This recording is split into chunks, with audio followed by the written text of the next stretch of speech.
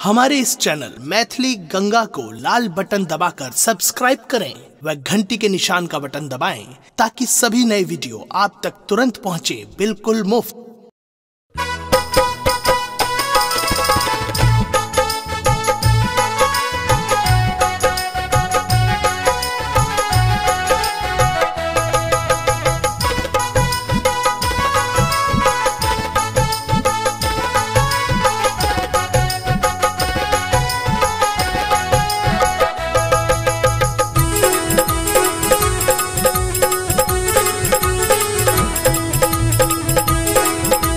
अपने सुन रही थी गंगा कैसेट की प्रस्तुति। मलिया के बेटवा मैया माला लेने ठाढ़ मैया है। मलिया के बेटवा मैया माला लेने ठाढ़। माला रहूल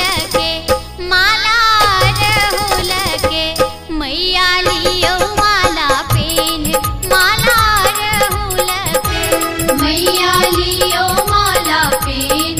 माला रहूल के मलिया के बेटवा मैया माला लेने ठाढ़ मैया है। मलिया के बेटवा मैया माला लेने ठाढ़। माला रहूल के मैया लियो माला पेन। माला रहूल के मैया लियो माला पेन। माला रहूल के मैया लियो माला पेन। माला रहूल के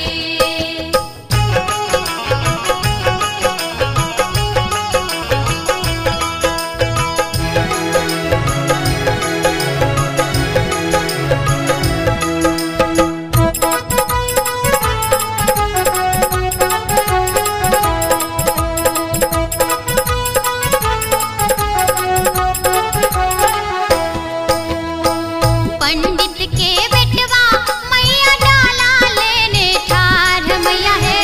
पंडित के बेटवा मैया डाला लेने ठाढ़। डाला पूजन के पूजा करियो ने स्वीकार।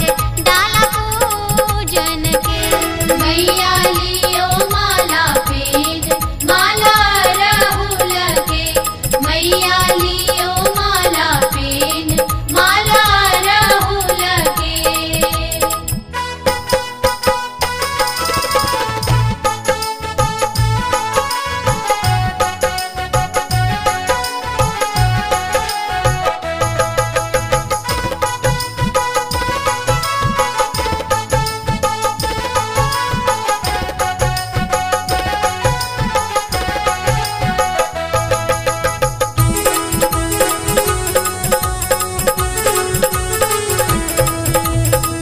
अपने सुन रही थी गंगा कैसेट की प्रस्तुति। बांझिन के